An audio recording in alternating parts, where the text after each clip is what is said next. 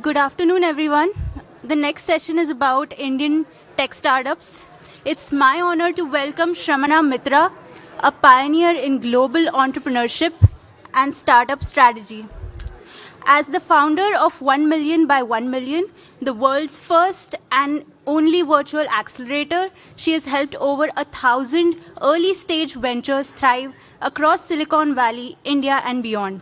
Her fields of experience span from AI, cloud computing, and semiconductors to consumer marketing industries, including e-commerce and fashion. She's a leading voice through her book series, Entrepreneurship Journeys, and Forbes columns.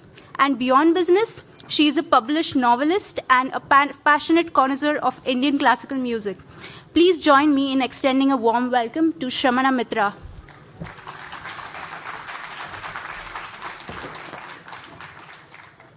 Hi, everybody. Can you hear me?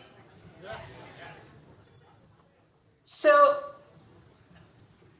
I'm going to give you a little bit of background and then we're going to talk. I want this session to be as interactive as possible. So, I'll just give you some of my introductory comments. You can, get the conversation started with that, and then we're going to dialogue. That's what I'm going to aim for. So I started being in the Indian tech startup industry back in 1994 and have been an observer, participant as a founder CEO, as well as an enabler of the startup ecosystem for a very long time at this point, 30 years. So I thought it would be good to start with a bit of background. By the way, 1Mby1M is my global virtual accelerator. The mission is to help 1 million entrepreneurs reach $1 million and beyond in annual revenue, create 10 million jobs and $1 trillion in global GDP. I'm a computer scientist from MIT by background. And I did 3 startups as founder CEO first, then did 10 years of consulting before starting 1Mby1M in 2010. So I've been hands-on in the startup ecosystem for a very long time. I've actually mentored many more than 1,000 startups. My free mentoring roundtables that started happening in 2008. We've done 680 plus roundtables. These are kind of reality show mode roundtables. We've had over 300,000 people participate in those. So I have a very wide view of what's happening in this ecosystem. So let's go back to what was going on in the Indian ecosystem when the startup trend started to happen. Remember, we're coming into tech startups from a very low-end IT services and business process outsourcing industry. That industry was not hyper-growth. It did become very big, but each company was not a hyper-growth company. It took time to build services companies because they were people-enabled. And that people enabling is what helped India develop a lot of jobs. And that was very important at that stage of India's development. But if you look at the parallel development of the venture capital industry, which was a big force in the startup development, that industry was not interested in IT services. VCs, and this is something you need to remember throughout my talk and beyond, is VCs want to go from 0 to $100 million in 5 to 7 years. This is the trajectory of a venture-funded company. This is what VCs are looking for. This is hypergrowth. Hypergrowth is not a natural state of business, and it certainly was not the natural state of the low-end IT services and BPO industry. The services industry was also low margin and low valuation, so they were not venture fundable. When I started working on my own startups, my first venture was in the IT services space. That was in 1994. But in 97, I actually started an AI product company. And it was a bit early to do AI startups in 1997. But I was really pushing hard the shift from services to products and to moving up the value chain. My first product company was Intarka. And I did raise money from NEA in 1999. It was hell raising money in 1998 for a product company that was doing product development in India. And I was living this India-US lifestyle. It was incredibly difficult because the VCs thought it was very risky to develop products in India. But if you fast forward just a few years, by 2003, any VC you would talk to would ask you, what is your India product development strategy? So the market really shifted, but I was a little bit ahead of the market. It's my tendency to be a bit ahead of the market. So around 2005, I started writing my blog. And my blog became very well known very quickly because very few of us were writing technology blogs, technology entrepreneurship blogs at the time. And that is what really brought me close to the Indian startup industry and the development of the Indian startup industry. And I also started writing a column in Forbes in 2007, I think it was when. So all this time, my journalism work started beginning alongside what I was doing, consulting at the time. So there was, I consider it kind of a watershed moment. In 2007, I met Sridhar Vembu, who's the founder of Zoho. Sridhar came to see me and said that nobody was giving him time of the day. And he was building this really cool company that is highly profitable, growing really fast, and nobody wanted to cover that company because he was bootstrapping that company. So I wrote the first story on Zoho first on my blog. You can go to the blog and still read my first interview with Sridhar Vembu. And then I wrote a piece about Zoho on my Forbes column. That's how the world found out about Zoho. And it also gave me a very clear signal that people need to pay attention to bootstrapping. And for India, given the ecosystem was so immature, there was really no seed capital ecosystem at the time. So if from India, if you have to bring Indian entrepreneurs up, it had to be a bootstrap first, potentially raising money later or not at all, but it had to support bootstrapping. So I started really kind of showcasing bootstrapped entrepreneurs and so on. In 2010, I launched 1Mby1M. And at the time, my thinking was we couldn't just support the entrepreneurs who were ready to raise venture capital. We had to support entrepreneurs who were bootstrapping. It was essential that we supported bootstrapping entrepreneurs. And so our mission of helping 1 million entrepreneurs reach $1 million and beyond in annual revenue comes from that observation that over 99% of entrepreneurs who are trying to raise money are going to get rejected. So we had to be an inclusive accelerator, and most accelerators out there, incubators, accelerators, they're all feeders into the venture capital ecosystem. And we distinctly differentiated by saying we were going to be inclusive, and we don't care whether you will ever raise money. If you want to bootstrap all the way, as Sridhar Vembu did, he built Zoho up to $1 billion in bootstrap revenue. And I was very willing to support even companies that would build $1 million companies, $5 million companies, $10 million companies, no problem. Go for it. We will support you. That was the philosophy of 1Mby1M. And why did I take that approach?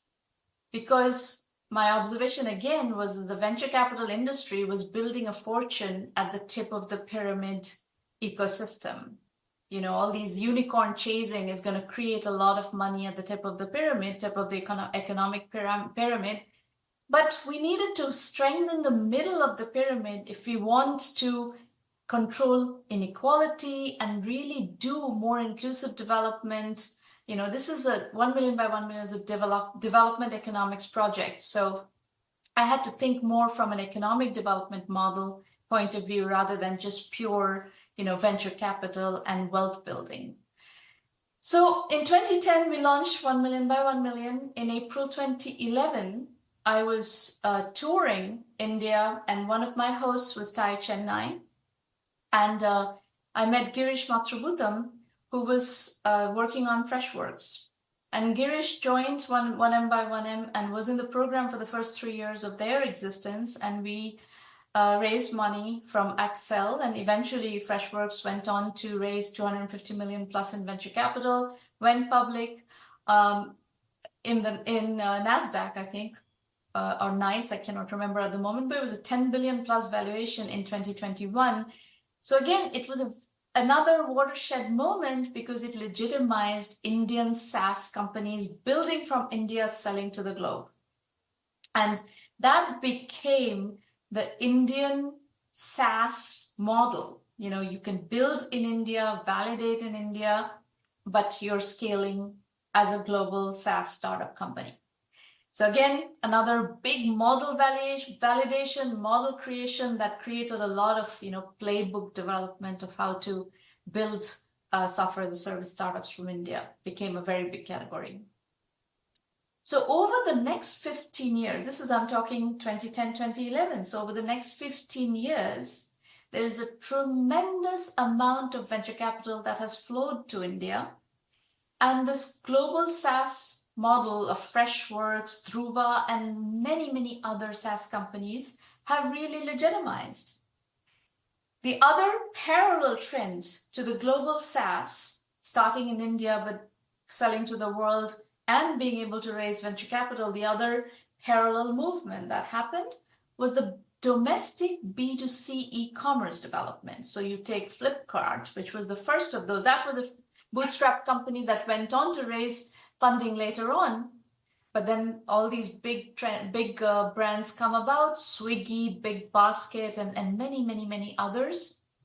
Some of my favorite companies are companies like Carrot Lane that copied the Blue Nile, selling diamonds online, jewelry online from the US market, and did a wonderful concept arbitrage, built a very large company.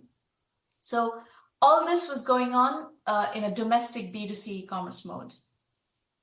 In parallel, bad habits were developing with the help of VCs. Unicorn chasing entrepreneurs, unicorn chasing VCs. The VCs in India were copying the Silicon Valley bad habits. The Indian VCs were copying the Silicon Valley bad habits, and they were overfunded companies that by overfunding, speculative mindsets, not fundamentals-driven company development. Unit economics be damned, let's just grow the companies. This kind of Silicon Valley copycats were developing, and I don't like this kind of businesses at all. This is, has resulted in massive failures like Byju's in EdTech, very high-profile company, lavishly funded, and spectacular failure. There are others happening even as we speak. But the India Silicon Valley bridge really strengthens in that 15-year period. 2010 to 2025 is a period when the India Silicon Valley bridge becomes really strong. A lot of money flows in. The different stages of venture capital start to develop.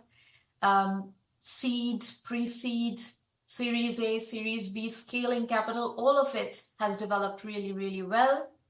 The infrastructure around the law firms and everybody is now quite, savvy in how to do this well and how to do this, precise way. 2020 COVID hits. Everything goes virtual.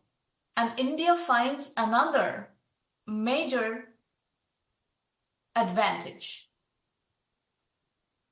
Even though COVID is destabilizing, COVID is creating chaos in the market, COVID also very quickly switches everybody into we can close big deals online mode. So sales is now possible. You can sell big deals, big enterprise software deals sitting in India selling to the global market. That becomes a massive, massive advantage for India. And this is Indian startups, Indian SaaS startups, Indian software startups, enterprise software startups, golden opportunity. So large deals start to happen. People can do that, start sitting in India. So Indian startups are rising in sophistication. Cutting-edge software products, SaaS products are emerging, mostly in the application layer, but there are also, cybersecurity companies developing, some, backup storage companies. Dhruva was a, backup storage company that did very well, born in India, scaled globally, based here in Silicon Valley now for a long time, but it was definitely born in India. Infrastructure layer still remains more in Silicon Valley and Seattle, in places where there is more of that skill set. But Bangalore is starting to also see infrastructure layer products developing. AI explodes in 2023. Next major discontinuity, ChatGPT takes the world by storm. 45 million students on Udemy learning Python and machine learning. So, people are trying to figure it out. A vast majority of that 45 million students on Udemy trying to learn Python and machine learning are from India. India now has the largest concentration of AI programmers, and the startup market is full of AI ventures. India-born AI startups is huge, and they're coming to Silicon Valley to raise money very often. And they're raising money in India as well, very actively. So that's kind of what's been happening.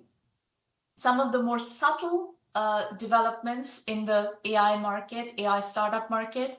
AI startups is the dominant startup category right now. Other things are happening, but AI startups is the dominant category, and everything else is being somehow or the other driven or AI enabled, AI empowered, and so on and so forth, or scaled with AI. In AI, services is emerging as a big opportunity. Human in the loop is where the market is currently. Not pure AI automation. It's more human in the loop. The business model is changing. If you look at the software as a service industry, that industry emerged as do-it-yourself. So companies, businesses would buy SaaS software and then do it yourself. Whatever they would do with that software, they would do it themselves. But in the AI wave, it is do it for me. So enterprises, Fortune 500, Global 2000, they're buying AI software, but often they want the vendor to actually do the work for them in a do it for me mode. So again, it's another wave of business process outsourcing that is coming about, much more sophisticated, much higher value, much higher end. And here, India's history with the IT services industry is coming to its advantage. I've seen companies like Latent View Analytics and Absolute Data. I've followed these companies for 10 years now. These are companies that are very well positioned to play this game. They were business analytics companies that were operating in this do-it-for-me mode and catering to Fortune 500, Global 2000, and mid-market. This is becoming the model of the human-in-the-loop AI services industry. A very, very powerful example in this category is Palantir. If you look at Palantir's valuation, it is astronomical. It is an AI services industry, and with the Doge era, companies like Palantir are going to do very well because a lot of AI is going to get consumed by the government in the US.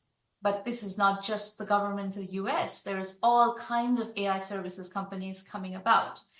A very good case study that we teach is Machinify. Machinify started life as a venture-funded startup in Silicon Valley. One of the founders is a very famous Silicon Valley serial entrepreneur, Alain Rossmann, and it's a fabulous team. And they went to market as a services company, AI services company. They built AI infrastructure, IP, etc., but they provided solutions, not do-it-yourself SaaS, and charged huge, the contracts, the dollar value of their contracts were enormous, and they've specialized in the healthcare industry, health insurance industry. And that's where they've built a lot of core competency, domain knowledge, etc. recently they did a private equity transaction with a roll-up of 3 companies, and the combined revenue level, annual recurring revenue of those 3 companies together now is $500 million. Enormous valuation, right? If you take a $500 million company today, ARR company today, the valuation is over $5 billion. So in the smaller scale, you will see companies, if you go to, 1Mby1M is very case study based programs. If you go to my blog or study my courses, they're all case study based courses. So one of the case studies that we recently have published is Cognita, a smaller AI services company that is building in the same mode. Critical River is a services company that is now, morphing itself to an AI services company. It's already at $50 million revenue. So it's a very interesting trend that is happening. It's kind of India's coming full circle. It started with services coming back to AI services, and it's actually has an unfair advantage because of a lot of skills and understanding of how to build services companies. And now it can scale. AI services companies now can scale because now it's no longer low valuation, low margin, low scalability. Now this kind of AI services companies are high valuation, high scalability, fast growth, etc., etc. So all the benefits of AI are kicking in gear. The other cultural change that has happened especially in the last 15 years in India is entrepreneurship is now mainstream. The stigma has gone away. When I was hiring entrepreneurs in the mid-90s, I had to not only convince the candidates that I planned to hire or was trying to hire, I had to convince their parents, can my son get married if he joins your company? That's no longer a problem. Entrepreneurs no longer have difficulty finding a bride in India. Bangalore, Delhi, NCR, Chennai, Mumbai, Pune, Hyderabad, these are all booming startup hubs. But not every part of India has been able to jump on this bandwagon. I am originally from Calcutta. Calcutta has not succeeded as a startup hub. Why not? Is it culture? Possibly. Probably. I'm an exception. I'm an entrepreneur, a Bengali entrepreneur. It's not standard. Somehow or the other, Bengalis do not like to be entrepreneurs. They don't like risk. Kerala, Gujarat, Rajasthan, Odisha, Punjab, Madhya Pradesh are showing activity. So if you look at the second-tier cities, third-tier cities, there is activity. There's startup activity happening outside of the 6 major metros. A less well understood or acknowledged platform that has had a lot of success is Upwork, and Fiverr is a competitor to Upwork. These are services marketplaces, freelancers and small agencies catering to the smaller companies in the US, Europe, etc.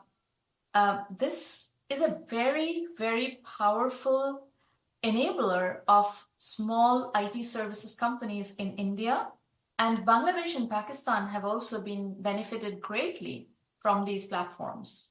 So AI services are now being sold on Upwork and Fiverr as well, and this is going to increase over time. These companies are also benefiting from being able to scale with AI. If you look at a developer's lifestyle these days, a developer is not writing all the code themselves. You may have heard about vibe programming and so on and so forth, which is, using a lot of AI technology, co-pilots, etc., to develop code faster and become more productive and so forth. So these services companies are also benefiting from this kind of dynamics. So anyway, I would say, when I started 1Mby1M in 2010, my 1Mby1M mission of helping 1 million entrepreneurs reach $1 million in revenue, annual revenue, was a global mission. Today, it looks to me that India alone can do 1Mby1M. There's going to be $1 trillion of global GDP, 10 million jobs created with 1 million startups in India alone. And that's probably going to happen in Africa. That's probably going to happen elsewhere in the world. India currently has about 150,000 entrepreneurs including the IT services sector. So it's not that far, actually. It's going to accelerate partly because there are other trends happening. There is a lot of job loss that's going to happen because of AI as well. But on the counterpoint of this, there are other big trends happening alongside the layoffs that are driven by AI. There's this ultralight startup trend that's booming. There's a solo entrepreneur trend that is booming. There's a bootstrapping with a paycheck powered by AI trends that's booming. Entrepreneurs are anticipating layoffs, and they are, incubating or are hatching startups while keeping their day jobs. And we encourage all this, by the way. In 1 Million by 1 Million, we actually support entrepreneurs bootstrapping with a paycheck. I like it because, you can do a lot, you can learn a lot while still doing your day job, doing nights and weekends, and you can validate your product idea. And if it doesn't validate, then don't quit your job. But it's perfectly okay to validate your idea as a solo entrepreneur, as an ultralight startup, while keeping your job. And these are good, healthy dynamics. You don't have to take undue risk. And if you can mitigate risk, we will get a lot more entrepreneurs. People's risk profiles are different. Some people are very comfortable with huge amounts of risk. Others have responsibilities, families to take care of, etc., etc. So if you can give them a risk mitigated path to entrepreneurship, it's going to help.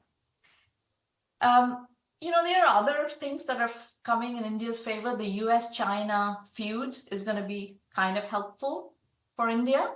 So overall, I would say India's time has come. India is very well positioned right now, and I think India is going to do extremely well in the next 5 years, 10 years, 5 years, while the government is still not changing yet for the next 4 years. And that's also a level of stability that is helpful.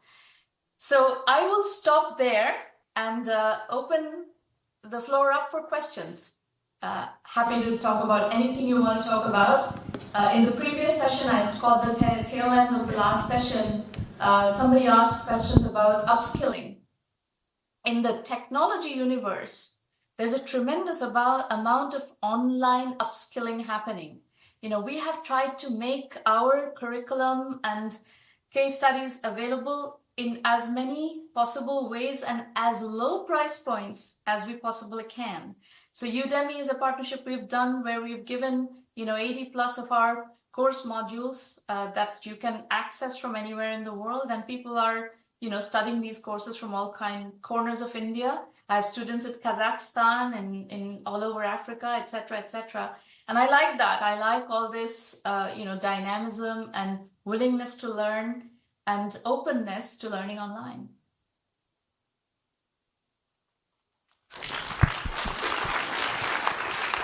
Well, thank you so much, Sramana. We'll open the stage for questions now. We have time for 4 to 5 questions. Hi, ma'am. Nice talk. I think finding the early signs of success struck a chord with me. I wanted to know if you had any metrics or framework that you followed before you developed your conviction while in your 30 years. Basically, how did you come up with the idea that this is the next big thing, and how did you catch it early? And then you must have also seen macro things that have affected you, like 2008 or 2000. How did you pivot then? So those are my 2 questions to you.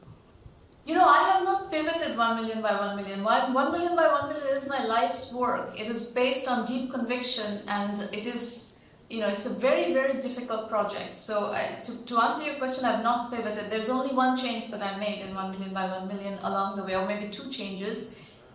We started with 1 million by 1 million premium, which is $1,000 annual membership fee. And I really wanted to price this as low as possible so that all over the world entrepreneurs can afford. And so 1-year membership to the program at $1,000. It's an incredibly good value program. Then in 2016, we introduced 1Mby1M Basic, which is a $99 a month curriculum only program offer. that was because we were getting requests from the market that people wanted to just start with the curriculum and study, learn the case studies, and then the methodology, and then join the premium program later. And we're fine with that. You can upgrade to the premium program. That was one change we made about 6 years down the road. And in 2021, I decided to do the Udemy partnership, where we started giving courses to Udemy, and that's so we just broke our full curriculum down into modules and Udemy courses. We 82 85 courses I think we have on Udemy right now, and you can buy these courses at like $10. In India, I think they do a differential pricing. They're doing $5, $6 per module. And all along, my goal was to make our ability to teach you entrepreneurship, tech entrepreneurship, really high level, deep tech learning through case studies from the who's who of technology entrepreneurs, as accessible and as democratic as possible. So that's what I have executed on. And the market came in our direction. I started this as a virtual company in 2010. Nobody was doing virtual companies at the time, but then in 2020, when COVID hit, everybody was doing virtual companies. So we were ahead of the market. There was resistance in the market earlier on, but as time went by, the market came in our direction. And then the other contrarian assumption I made was to support bootstrapping very heavily. And that was contrary to the market and the media's hype. The media hypes bootstrapping, the media hypes venture capital. And my take and my philosophy, it has been this philosophy right from the day I started 1 million by 1 million, is entrepreneurship equals customers, revenues, and profits. Financing is optional, exit is optional. You need an exit if you raise financing, but otherwise you don't have to exit your company. You can keep building your company, no problem. But this was a contrarian viewpoint. So I don't know if that answers your question, but that's roughly my journey so far. Anybody else?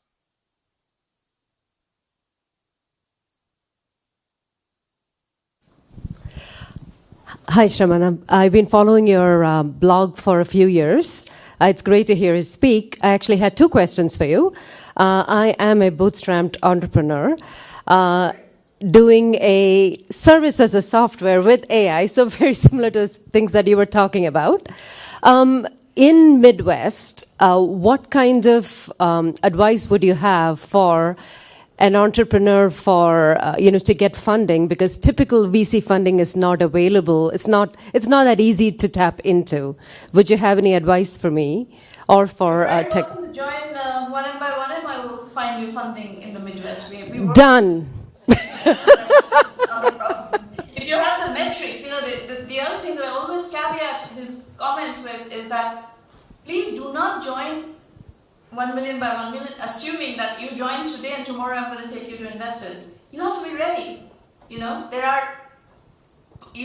Not all, just by joining the program, you're not ready. If you are ready, I will join you. I will introduce you tomorrow. But most entrepreneurs who come to us are not ready. You have to be, helped to get ready. And we provide that help and that preparation. But please adjust your mindsets to know that the market has its dynamics and you have to follow those dynamics. Understood. Thank you. The other question that I have, and I heard you say this, and I heard other folks also say this, by definition, when you say founder, the assumption is the guy.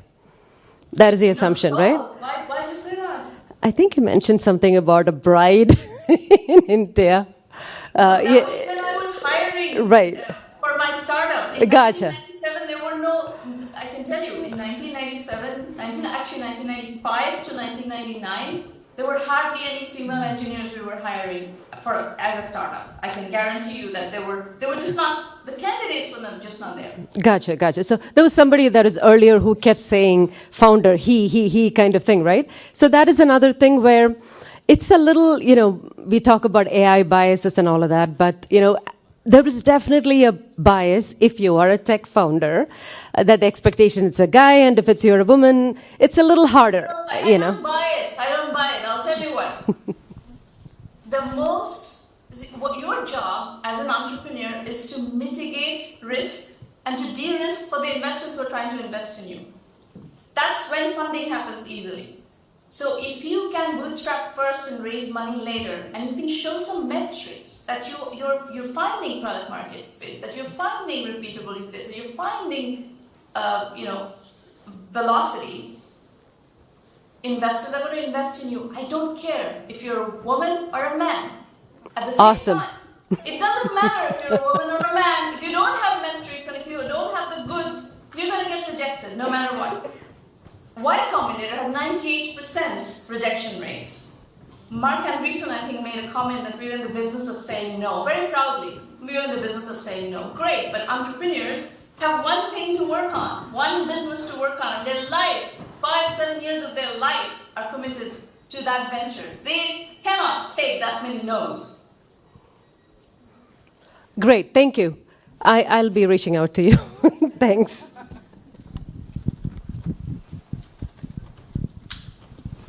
Anybody else? All right, looks like we're done. Actually, we had one question offline. So you have spoken about the unicorn fallacy. How can founders pursue meaningful and profitable businesses without falling into the hype trap? You also mentioned people are looking at exits and funding, and that's not what the business should be about. So how can one put those horse eyes on and not get into that trap? So I don't have a problem with you chasing unicorns. Okay? So remember, the most high-profile company out of 1Mby1M is a unicorn. And sure, I'm proud of Freshworks, the fact that they became a unicorn. It was very important for Indian entrepreneurs to have a homegrown unicorn that raised venture capital and became successful as a global SaaS startup. Well, that is fine. But the thing that we did when Freshworks was really young, and this is something I do all the time in 1Mby1M as a philosophy, is to focus heavily on validation, focus heavily on unit economics. What is your cost of customer acquisition? Are you getting paying customers? Do you have a long-term sustainable business model so that you can build a profitable company? These are the things to keep in mind. And if you have these things, and if you then have good positioning is a highly underrated phenomenon. You are doing MBA, so you must be encountering positioning in your coursework. Good positioning is absolutely essential, and because the tech industry is full of tech founders who do not have business backgrounds, they suck at positioning. So a huge amount of work that we do in 1Mby1M is repositioning company. If you want to pivot, you have to reposition. You have to understand what is repositioning. So that's one thing that you should pay attention to. Now, if you can get to good positioning, it is likely you will find product market fit. If you find product market fit, it is likely that you would be able to find some velocity, some repeatability, all these things that are ingredients that help you build unicorns. So yes, by all means, chase unicorns, but do it with a fundamentals focus. Don't do speculative unicorns. If you go and raise a lot of money without validation, and then you have to backfill that valuation. What is a unicorn? Unicorn is something that gets $1 billion valuation. $1 billion valuation is not $1 billion revenue. So if you raise money at $1 billion valuation, you're going to spend your life chasing that valuation. You're going to have to backfill that valuation. That's a really hard thing to do. It's incredibly stressful. This is what causes divorces. This is what causes a lot of stress, mental health problems, and so on. So be aware of the fact that you're signing up for a very, very unforgiving journey. Great. Thank you so much. Is there any other question from the audience? Okay, we have one. Hi, so on the topic of unicorns, Sam Altman famously said that we might see the first solo unicorn very soon, considering technologies such as multi-agent orchestration, as well as specialized fine-tuned models, the their proliferation. I'm curious what you see as a timeline for if this proposal is realistic, and if so, on what timeline we might be able to see that be enacted. First thing that you should be aware of, a solo entrepreneur does not mean a solo team, right? A solo entrepreneur is somebody who doesn't have a co-founder. Where Sam Altman is coming from is the fact that Y Combinator historically has not liked solo entrepreneurs. They don't like to fund solo entrepreneurs. So investors in general do not like to fund solo entrepreneurs. If you're raising a pre-seed round as a solo entrepreneur, you're going to have a very hard time because investors are looking for co-founders. They don't want to back solo founders. That doesn't mean that solo founders have not been successful. They've been incredibly successful. One of my favorite case studies of a solo entrepreneur is Fred Luddy, who founded ServiceNow. That's a many tens of billion-dollar valuation company. But what Fred did early on was he validated really tightly, raised, got customers, a lot of customers, and got a bunch of revenues before raising outside financing. And when you have, even if you're a solo entrepreneur, if you can get validation and if you can get your way to showing paying customers, you have a really deep understanding of paying, which customers are you going after, what is your ideal customer profile, how are you going to scale the company? If you have that kind of depth of knowledge, you can raise money as a solo entrepreneur, but it takes time. It takes bootstrap first, raise money later strategy to be able to raise money as a solo entrepreneur. So coming back to Sam Altman's question, what he is talking about is the fact that there's a lot of ultralight startup development happening right now.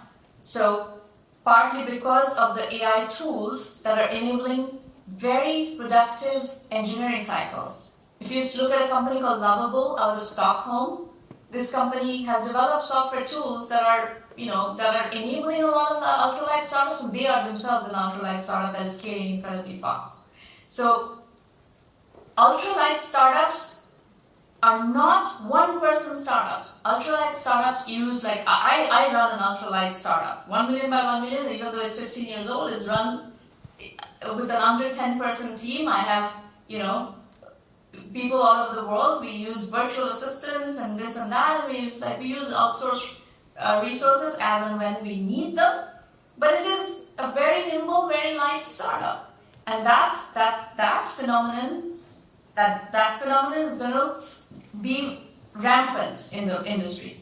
Now, this is something that you have to pay attention to if you're thinking about India, by the way, because India has grown. India's economic development from the IT industry has grown on the strength, on the winds of very large, employment bases. These Infosys and TCSs have hired huge numbers of people. That's how India has grown. But now, if you're talking about ultralight startups and all these larger companies starting to lay off people, what is going to happen? There's going to be a huge amount of unemployment in India. And it's essential that India embraces ultralight startups and solo entrepreneurs and entrepreneurship in general, because all these people who are going to be downsized out of large companies or even mid-sized companies are going to need to find livelihood. They're going to have to find career paths, and many of them are going to have to find career paths as entrepreneurs. So it's a very long answer to your ultralight startup and solo entrepreneur question, but that's what it is. Thank you. Well, thank you so much, Sramana. This was really great, and thank you for joining us for the India Business Conference. We hope to have you in person someday here. Thank you.